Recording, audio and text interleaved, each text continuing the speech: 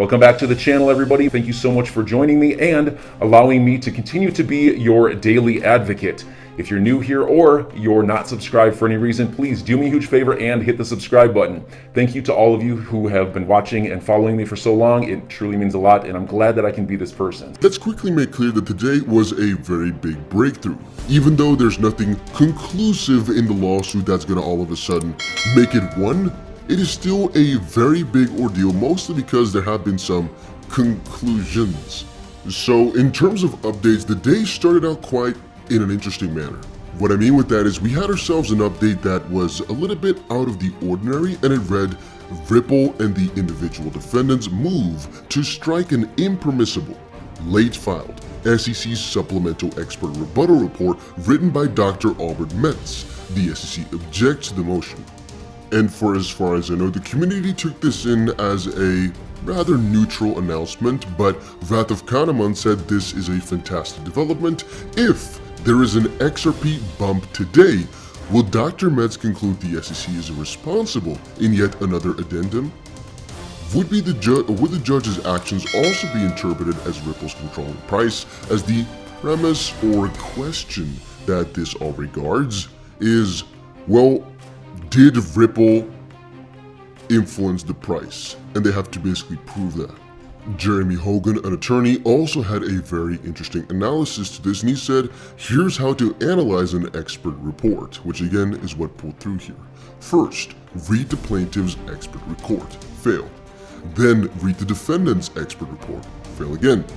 Realize you do not understand them, and if you are the defendant, that is good, because the plaintiff has the burden of proof, meaning Ripple has the easy time here. They only have to defend themselves against any allegations the SEC throws at them, but the SEC has to prove something, and if it's a draw, Ripple wins because then the SEC couldn't adequately prove the negative, so to speak. Now this is what has been going on behind the scenes for the last 3 months.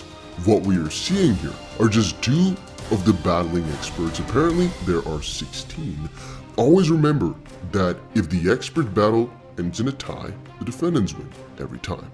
I don't mean to downplay the importance of these reports, but they're likely the only evidence of one of the prongs of how we test the expectation of profits from the efforts of others' part. And they are so vital. Now that is an interesting theory, part of the lawsuit, yada yada yada, but what can we do with that? Well, not really too much to the bad. What I think is way more exciting was Jeremy Hogan's, I don't know what I should call this. I have no idea. So 7 hours ago, he said, Dear Judge Torres, I know you've been working on the pending rulings in the Ripple v. SEC case this week.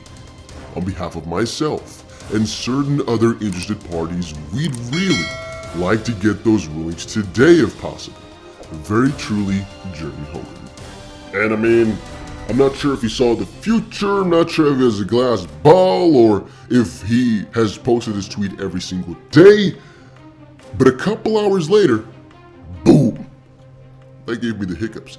And I don't use that term lightly.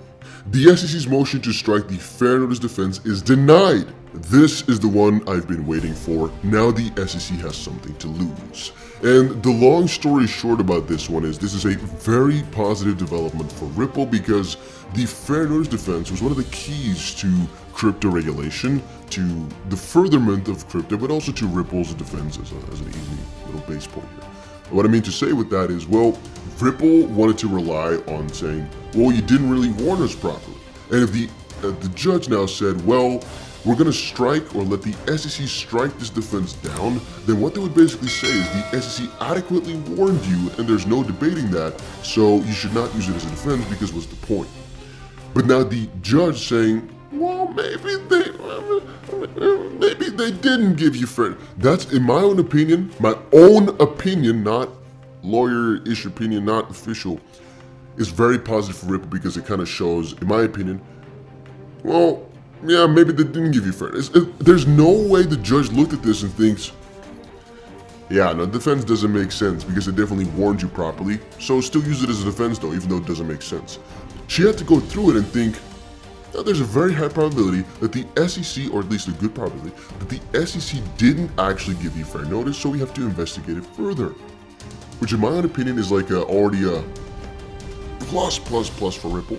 And then Jeremy Hogan kind of thanked the judge for just being so quick to respond to his kind of request, because that's pretty scary, I'm not gonna lie to you. Now, following this news, the XRP price did actually do pretty well, which we'll get into in just a second.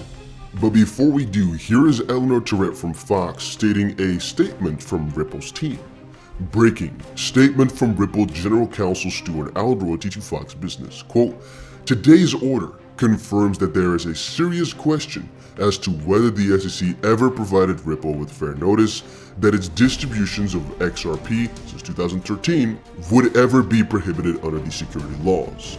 We will continue to fight hard in defending this case against so that the industry can get the needed clarity it deserves to move forward and thrive. And while we would have preferred the case against Brad and Krista, and now the court has decided to make the SEC prove its claims. We are confident that ultimately all of the SEC's claims will be dismissed.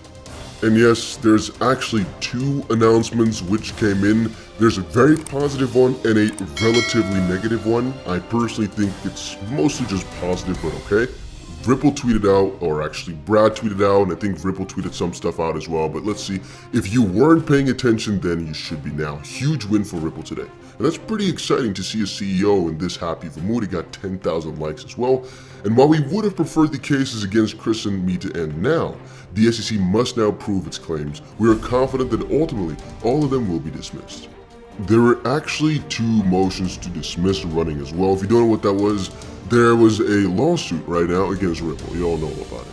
But there was also a part where they actually sued Brad Garlinghouse himself, the CEO, and one of the founders, Chris Larson. Now, those two guys were like, why are you suing us? Why not just sue the company? And so they were going for a motion to dismiss, which is basically to dismiss the allegations against them. Now, those were denied, meaning the lawsuit still stands against Ripple, Brad Garlinghouse, and Chris Larson, and John Dean wrote this. The motion to dismiss were on technical grounds pursuant to Rule 12b-6, failure to state a claim. It was filed a year ago, and the judge assumes the allegations made in the complaint are true when deciding this motion. And this was expected. It's not based on the merits or the facts. So what this one refers to, as far as I know, with my minimal legal knowledge, is whenever you're going to try to dismiss something, they're basing it upon, let's say, all these allegations against you are true, then still it doesn't make sense. It still doesn't work, basically. And that is only, I believe, as far as I understand, right? Only they can like throw it out because it's just so absurd. But as far as I've read, I believe Jeremy Hogan told me this once, but maybe it's some other lawyer, that usually doesn't happen. Usually you have to fight it for a little bit, but it will get thrown out eventually anyway.